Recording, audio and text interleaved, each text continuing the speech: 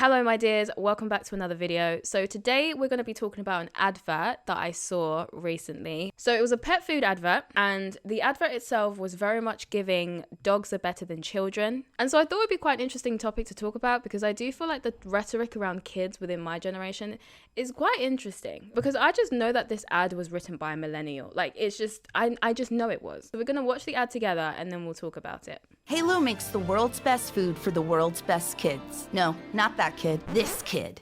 You can leave this kid alone for 10 minutes and they won't destroy your house. Yeah! With these kids, you can actually sleep in. And shopping never ends in tears. Ezra, please. Maybe being a human parent is overrated. So if you're gonna have a kid, make it a furry one. And feed them Halo, made with natural, high-quality ingredients rooted in science for their best health and happiness. Halo, the world's best food for the world's best kids. I'm pretty sure that whoever wrote that ad has not ever had a child or a dog, because the idea that a dog's not gonna wreck your home. Have you seen people's TikTok videos? No. Oh, no. I come home so I can get y'all behind out and... Oh! Boy, ain't no way, boy. Boy, ain't no way, boy. Boy, ain't no way, boy. Boy, ain't no way, boy. That being said, I think dogs are adorable. I think dogs are really cute. I would love to have one myself. Sadly, my boyfriend is not on board, so I'm really hoping that he's not watching this video, actually. Darling, if you're watching this video, stop watching now, okay? Not all dogs are like that. Our one will be different. So yeah, so I really wanted to talk about this ad because it just really took me off. Like, I was just kind of shocked at how bold a company is to just blatantly say dogs are better than kids. It's weird because I don't think anyone's ever really thought like that. A lot of people who have kids also have dogs, and I don't think anyone's ever really thought to compete these two against each other. But another reason why I wanted to talk about this subject is because there is something really interesting that I've noticed within my generation, and it's that you'll see a lot of young people say that they don't want to have kids. Like, they'll swear up and down. Usually women. I don't really see a lot of men talking about this subject. It seems like a lot of the time, if I see someone talking about how they don't want to have kids, it's women. I don't know if that's because that's like an internal battle, a social, but I don't know why people feel the need to express whether or not they want to have kids or not, but people do. Oftentimes when they tell you why they don't want to have kids, they'll say things like, I don't want to be tied down, I don't want to have the responsibility of having to look after a child. But then these same people will get pets. So it's confusing because it's like, if you don't want to have responsibility over another life, then why would you get a pet? And another thing I find really interesting about young women is this whole phenomenon of calling ourselves mums to everything else but human children. Like, people will call themselves plant mums, they'll call themselves cat mums, they'll call themselves dog mums. And it's like really weird because it's like, it's almost as if they do want to have kids, but they just don't want to have a human child. And I would like to understand, like, what's going on there. I'm not judging people who choose to not have kids or whatever, because, you know, I don't think that everybody should be a parent personally. I think all kids deserve parents, but I don't believe all parents deserve kids. So I do think it's irresponsible to just mindlessly tell everyone to have kids, because some people probably would be better off not having kids. But my point is, what I find interesting is how if people were so adamant that they don't want to be parents, then why is it that they consider themselves to be plant mums, dog mums, and cat mums, and parrot mums, and every other mum except for a human child? Because it kind of doesn't make sense for you to say, I don't want any responsibilities, but then get a dog, which is a responsibility. Because pets aren't cheap either, so you're still going to be spending that money anyway. I don't know. I would like to understand that, because it is quite interesting. The whole dog mum thing, at first I thought was irony. Like, I thought it was people just kind of taking a mick, but I know people genuinely are very serious when they say that nowadays. People throw birthday parties and stuff for their dogs and stuff. It is interesting. I'm not gonna lie. You know, if you want to call your dog your child, it's fine. I'm not gonna question the science of that. You know, do you?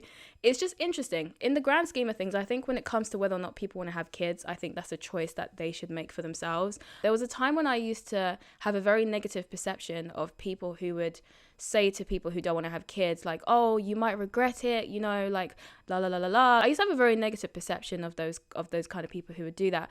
But I've spoken a lot more to people who work in care homes, and they all say the same thing, which is that people, as they get older, especially women in particular, as they get older, the regret of not having kids is actually quite quite painful. Now, obviously, this doesn't mean every single person's going to experience this, but they've seen like a large number of older women in particular who seem to really, really regret not having kids. And I was having this conversation with my mum actually, and she was saying how when she used to work in a care home, older women within the care home, there were 3 holidays that they really, really struggled with, and that was Mother's Day, birthdays, and Christmas. It was because they would see all the other residents have their children come, their grandkids come, you know, showering them with love and gifts and spending time with them, and they had no one. Because I think that when you're young, it's easy for you to say like, oh no, I don't want to have kids, like I don't need to have, you know, children or whatever. Like it's very easy for you to do that because you can only view yourself in the present day. Right now your parents are still alive, your siblings are still alive, your friends are still alive, but as time goes by, you will start to see your loved ones fade away. And if you've not invested anything into the future generation,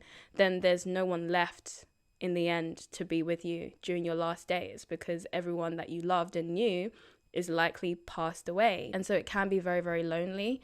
And so I did make a point of asking her, because prior to this conversation, I used to have the belief that only people who wanted to have kids but couldn't have kids were the ones who regretted having kids. So I did ask her, I was like, you know, did these people choose to have kids, or was it just like a circumstance thing? And she said that no, even the ones who chose not to have kids still regretted it, because many of them chose not to have kids for a number of reasons. Maybe it was because they wanted to travel, maybe it was because they wanted to focus on their careers. But what they said to my mum was that they didn't realize at the time that all of those things end at some point, and then when those things are finished, what are you going to have left? Do you think it's something that a lot of young people don't think about? And I'll be honest, I never really thought about it either. There was a point in time when I didn't want to have kids, when I wasn't sure if I wanted to have kids or not. But, you know, now more than ever, I can't wait to have kids. When that time comes, I'm excited. I'm excited to hear those little footsteps tapping around. You know, the sound of a child's laughter is so adorable. And I'm excited to have them destroy my house even. You know, the good things that come with parenting and the terrible things that come with parenting.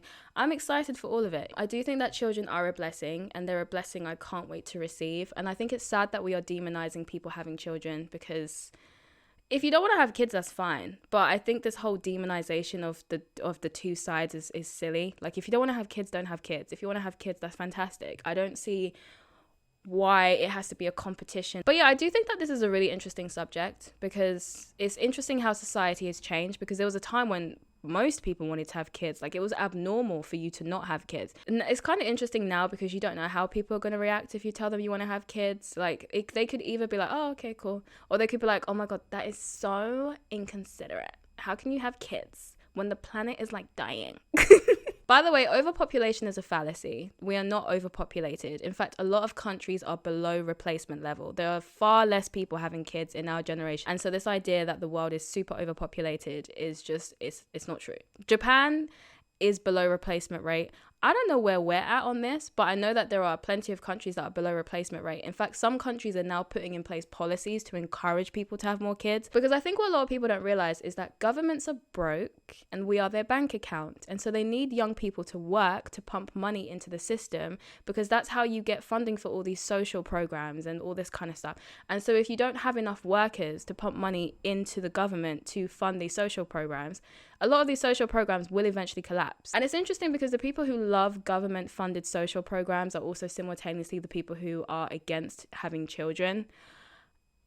It doesn't make sense, but nothing makes sense anymore. But anyways, that is it for this video. Let me know what your thoughts are on this subject. If you are one of those people who doesn't want to have kids but really wants to have pets, please do explain that to me in the comments. No judgment from me on my end. I think people should be free to do whatever's best for them. The only thing I have an issue with is people judging other people for having kids and making weird adverts like these and demonizing like human children and trying to create this weird dogs versus kids thing that will never pick up. But yeah, but other than that, I have no issues with people making fully informed decisions about what they choose to do with their futures, whether that involves kids or no kids. I think if you're the one who's going to deal with the outcomes of your decisions, you should be fully in control of what those decisions are.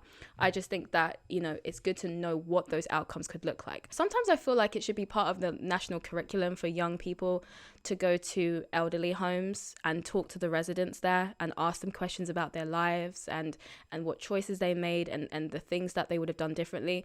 Because no decision that you're making is super unique, that someone else hasn't made that decision before. Smart person learns from their own mistakes. Wise person learns from the mistakes of others. And so I think that it's good to kind of talk to people who've made the same decisions that you're making and hear what their outcomes were, so you can decide if maybe that would be the best decision for you. Because I think the worst thing in life is regret. Like, that is one of my biggest fears, is making a decision and then regretting it and it's too late to do anything about it. And there's some decisions you can't come back from.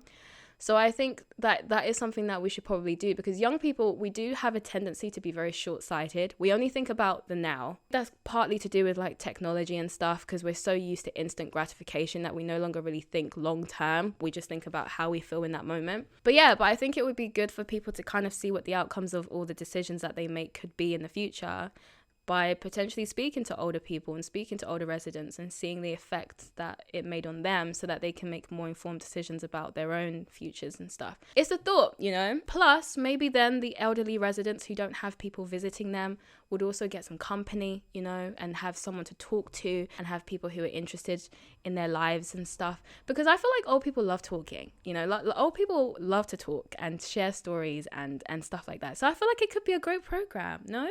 I don't know. But that's it for this video. Let me know what you guys think about the ad in the comments and what you think about this whole children debate in general. I really hope you did like this video. If you did, then do like and subscribe. And I've decided now that my posting days are going to change. I'm now going to post on Wednesdays and Sundays. It's just easier. Hitting that Saturday post was just a bit of a struggle. So I've decided to push it to Sunday. So thank you very much for giving me your time today, and I will see you on Sunday.